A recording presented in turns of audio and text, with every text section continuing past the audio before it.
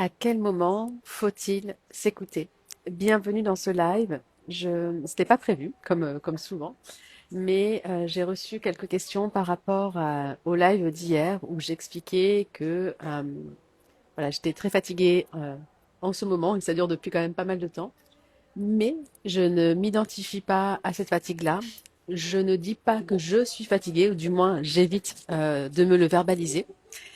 Et les questions que vous m'avez posées, et c'est super que vous ayez cette démarche-là, hein. C'est à quel moment, au final, je dois écouter cette fatigue. À quel moment je sais que je dois ralentir ou dépasser cette fatigue-là. Et en fait, si vous regardez, alors, parce que je suis pas fatiguée depuis hier, ça dure, en fait, depuis que je suis maman, hein, ça va faire 3 ans.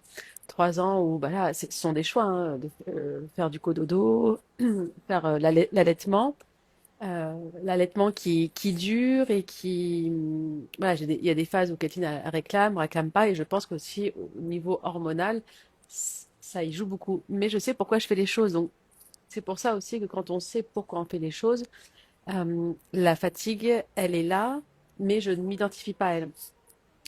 Et c'est pas que je ne l'écoute pas. Donc c'est important, voilà, que je fasse ce live parce que ça, pardon, ça va parler à pas mal d'entre vous, je pense. En fait, pour beaucoup, quand on parle de s'écouter, ça va venir, par exemple, je suis fatiguée, alors je dois m'arrêter. J'ai peur, alors ça veut dire que je suis pas prête. Je doute, donc ça veut dire que c'est pas le bon moment. Je manque de confiance en moi, donc ça veut dire que je peux pas agir. Et en fait, beaucoup de femmes prennent leurs sensations, leurs émotions comme une vérité absolue, alors qu'au final, ce sont que des informations. Cette fatigue, c'est une information que, voilà, à l'heure actuelle, il y a quelque chose, il y a un voyant orange ou des fois rouge qui va s'allumer. Mais dans l'exemple que je vais garder pour aujourd'hui dans mon état de fatigue, c'est oui, bien sûr, je vois que je suis fatiguée, je sens que je suis fatiguée, seulement, et c'est important, hein, parce que je ne suis pas dans le déni, je ne dis pas que je fais pas semblant que je ne suis pas fatiguée. La fatigue, elle existe, elle est réelle. Elle fait partie de mon expérience actuelle, mais elle n'est pas mon identité. Et c'est ça qui est très important. Euh, Elle n'est pas non plus mon avenir. C'est-à-dire que je ne me projette pas non plus avec cette fatigue, hein. Et c'est surtout, je ne prends pas mes décisions à partir de cette fatigue-là. Donc, en fait, la question que, au lieu de, tu vois, enfin, vous voyez, au lieu de me demander comment je me sens aujourd'hui, ou quand je me lève, je dis pas évidemment que je me sens fatiguée dès que je me lève, mais je vais pas dire, j'évite de dire du moins, ah, je suis fatiguée. Parce qu'en fait, ça devient, je suis cette fatigue-là. Ça veut dire que toutes mes décisions vont se prendre au niveau de cette fatigue-là, qui est une émotion qui est pas haute, hein. C'est pas Beyoncé qui parle, là. Et ça, je veux pas.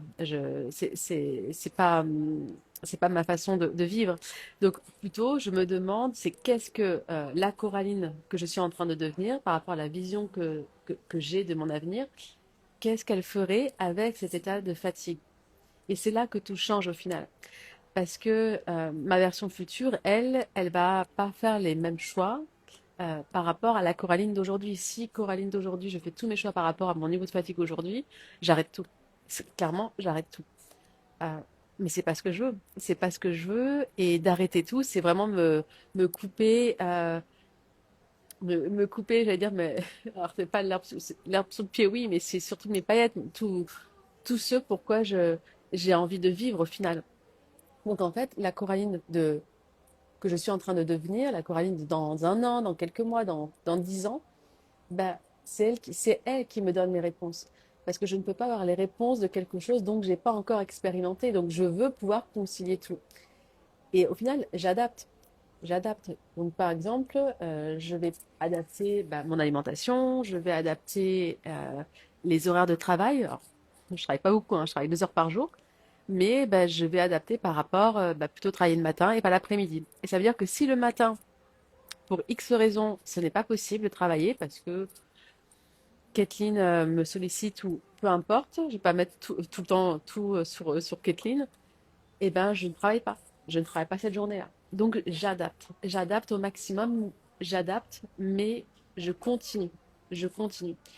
et je ne suis pas dans le faire avant d'être dans l'être. Donc, c'est-à-dire que d'abord, avant de prévoir quelque chose, et je vais faire, et je vous donne un exemple très clair. Ce matin, ce matin, on va parler de la veille. La veille, Kathleen s'est couchée, je pense, il devait être 22 heures. Elle a fait une longue sieste dans la journée, etc. Donc, ça a tout décalé. Elle m'a réveillée plusieurs fois dans la nuit pour téter. Alors, quand je dis téter, c'est la recherche de quelque chose, hein. J'ai encore du lait, mais voilà, il y a autre chose derrière. À 4h30, quand elle m'a sollicité pour le deuxième tété, je crois, elle n'a pas pu se rendormir. Donc, elle m'a réveillée, c'était 4h30, avec d'autres réveils entre 22 heures et 4h30. Donc là, ça a été difficile. Je savais voilà, quelle est la journée j'allais être, alors que j'ai des vidéos à tourner, j'ai plein de choses à faire. Euh, ok. Donc là, je me suis dit, ok, la journée va commencer comme ça. De base, ça va être difficile. Comment je peux rendre la chose plus facile? Donc déjà, c'est pas l'obliger à rester au lit et qu'elle pleure. Parce que mon système nerveux, là, me dit, c'est pas possible. Là, tu es en train de dormir, tu es en manque de sommeil, là, c'est pas possible. Donc si en plus tu rajoutes une charge mentale de pleurs, un stress, c'est mort. Ok, donc je lui ai demandé qu'est-ce qu'elle voulait qu'on fasse ensemble. Donc elle voulait qu'on reste dans le lit, qu'on lit des livres. Après, elle m'a demandé de sortir, d'aller dans le salon, qu'on joue ensemble. J'ai fait du café, etc. Ok, même avec le café et la cafetière qui est passée, je me suis dit, ok, là, tu as besoin d'avoir un peu plus. J'ai été chez le coiffeur. J'ai dit, ok, là, il faut que tu ailles chez le coiffeur. C'est des petites choses que la Coraline d'aujourd'hui, fatiguée, elle se serait dit, non, mais c'est pas la peine, c'est mort pour les vidéos, etc. Aujourd'hui. Non, c'est pas mort, c'est jamais mort. C'est comment je peux soutenir la Coraline d'aujourd'hui. C'est comment je peux amener la Coraline du futur à m'aider à prendre les meilleures décisions aujourd'hui avec l'état dans lequel je suis. Donc, ça en fait partie.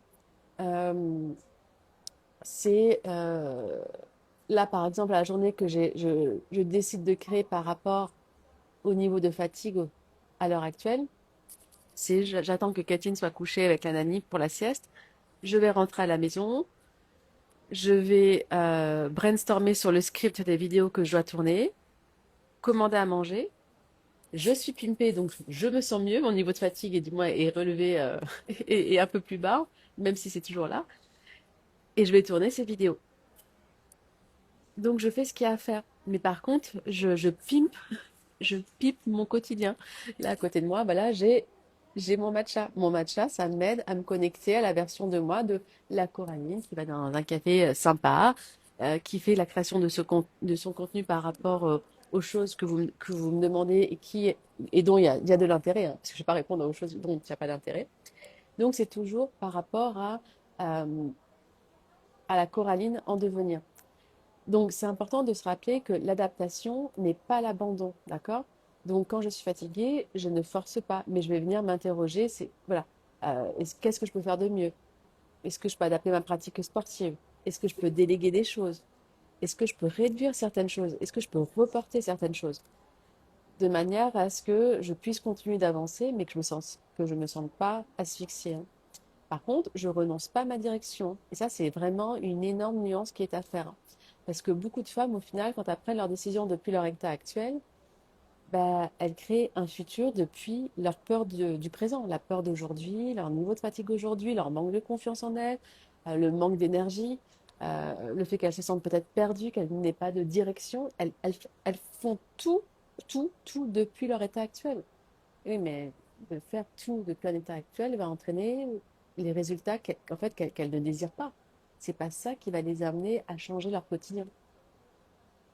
Et après, forcément, on se demande pourquoi notre vie ne change pas. Et elles construisent leur demain depuis une version d'elles qui a besoin d'être dépassée. Et moi, le niveau de fatigue que j'ai a besoin d'être dépassé. Donc c'est pour ça que j'ai besoin de me connecter à quelque chose de plus grand. Et ça, je vous le dis en avant-première, mais toute cette partie-là de connexion à son être supérieur, à la version de soi future, on va vraiment venir le travailler. Alors, peut-être que vous n'êtes pas au courant, j'ai l'impression que je vous l'ai dit, mais en fait, je ne l'ai pas dit à tout le monde. J'organise un séminaire qui va s'appeler Glow Reset. Donc, ça va être 9 jours en Inde avec une cure ayurvédique de 7 jours et on va allier business et body reset et mindset reset. Et pendant cette cure ayurvédique, on va travailler, on va vraiment faire du deep work avec les enseignements du docteur Joe Dispenza sur la visualisation de se connecter à son être supérieur, à la version de soi future. Ce sera le bon moment pour le faire parce que quand on est en détox corporel et mental, au niveau énergétique, ben c'est là où le champ des possibles est à notre portée de main.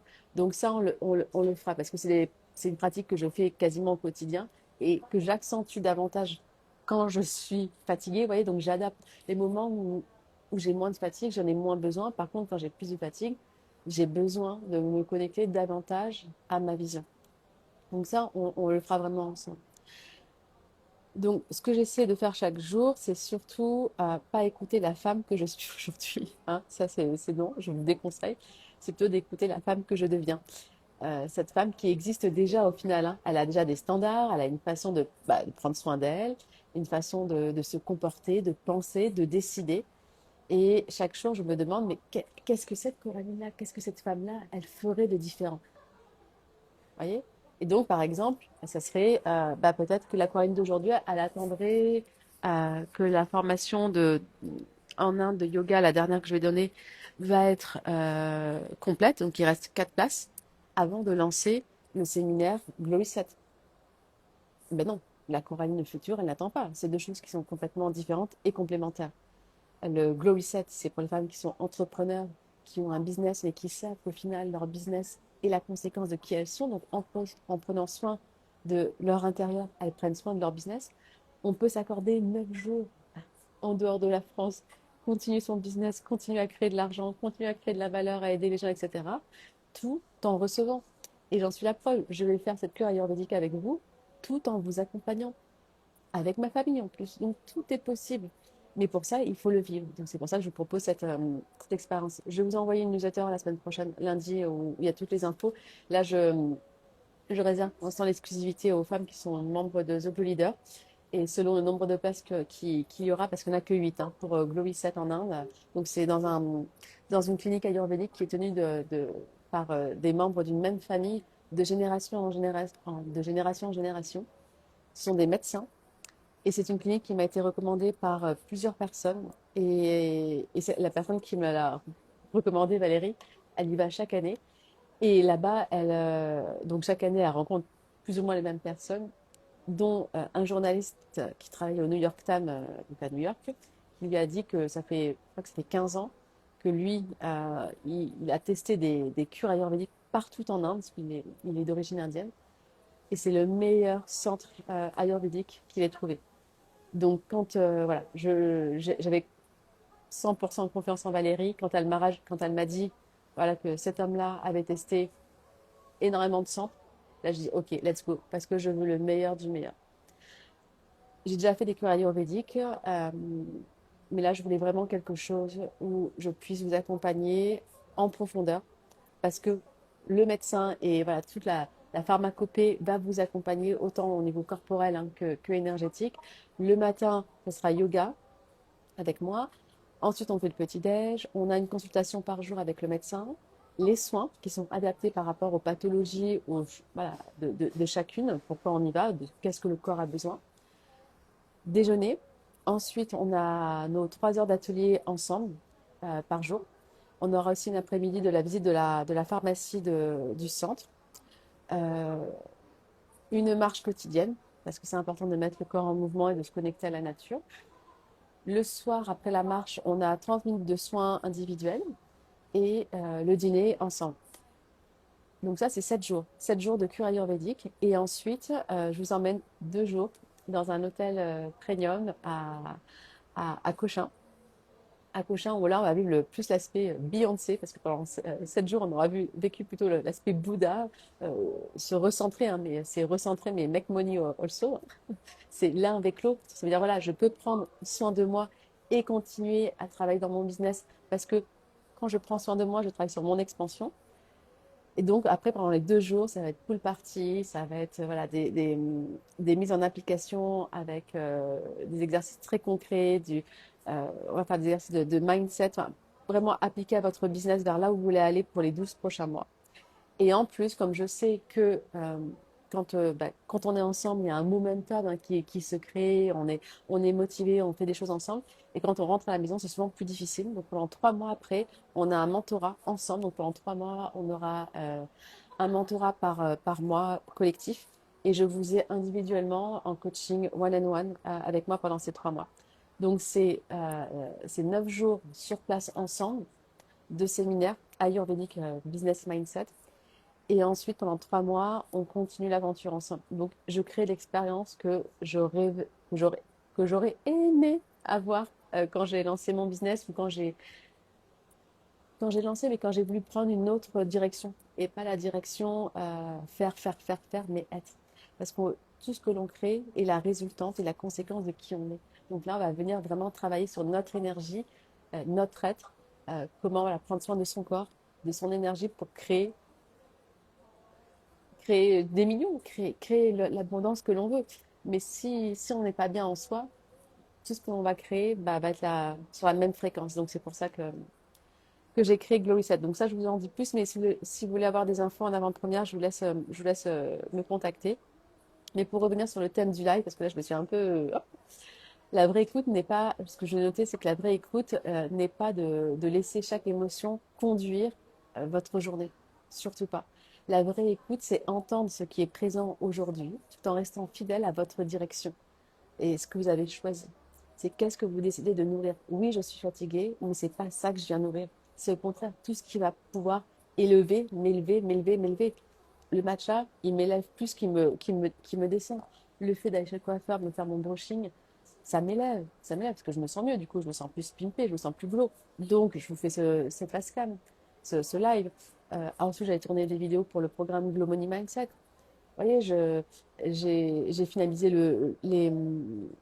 les devis, tout ça pour le Glow Reset en Inde à Cochin. Donc, ça vient nourrir tout ça. Donc, forcément, mon niveau de fatigue, il est toujours là, mais en même temps, il descend de plus en plus parce que je porte pas mon attention dessus. D'accord? Parce que votre état du jour ne doit pas avoir l'autorité sur votre vie. Ça, c'est super important. Sinon, ça veut dire que chaque émotion que vous allez avoir va dicter votre vie. Et donc, moi, c'est clair, c'est non. C'est tout le travail que l'on fait avec voilà, les enseignements de Dr. Joe Dispenza. C'est de choisir l'identité, la personnalité qu'on a envie de devenir. Ce que l'on choisit, c'est là où on porte notre attention dessus et on vient nourrir. Et plus on nourrit, plus on attire à soi dans le concret, maintenant, au final. Donc voilà pour ce live. Donc, on peut être fatigué, mais pas ralentir. Pourquoi? Parce que tout simplement, vous prenez vos décisions depuis votre vision future vers là où vous avez envie d'aller, ce que vous avez envie de construire. Et pour ça, j'en reviens toujours au même, c'est important de savoir qu'est-ce que l'on veut vraiment. Et si vous n'êtes pas connecté à qui vous êtes, si vous avez toujours pris des décisions, créé un business depuis ce que vous pensez que les autres ont besoin, ce que vous pensez qu'on attend de vous. Ah tiens, en ce moment, ça, il faudrait faire ci, il faudrait faire ça, mais que vous, ça ne fait pas sens. Si vous créez du contenu, ah, parce qu'il faut faire des reels, parce qu'en ce moment, il faut faire des reels. Si vous êtes toujours depuis l'extérieur, vous allez vous épuiser et ça ne peut pas fonctionner. Et c'est pour ça que votre vision, avoir une vision, c'est en fait être connecté à soi, à son cœur. C'est de savoir qu'est-ce qui me fait, qu'est-ce qui me fait vibrer ici. Et quand vous êtes connecté à là, vous pouvez tout créer. Et surtout, je vais clôturer par ça, ne cherchez pas le comment. Le comment, il vient par l'action. Soyez juste connecté vers où vous avez envie d'aller, qu'est-ce que vous avez envie de partager, et le comment va se faire. Et entourez-vous de bonnes personnes. Donc, merci d'avoir été là pour celles qui ont été présentes, hein, parce que je sais qu'en France, j'ai commencé le live, il était 6h30 du matin. Mais voilà, il y a le replay, la magie du replay. Pour celles pour qui le sujet de la fatigue s'intéresse, venez me parler, soit en privé ou laissez-moi des commentaires et on peut échanger à ce sujet-là. Et puis, j'ai que 8 places donc pour le séminaire Glow Reset avec la cure ayurvédique. Donc, contactez-moi dès maintenant et je je vous ferai un message vocal pour vous expliquer exactement tout ce qu'il y a. Si ça peut pas attendre lundi, parce que lundi, voilà, je communiquerai par newsletter, mais d'abord, je réserve l'exclusivité aux membres de The Glow Leader. Bonne journée!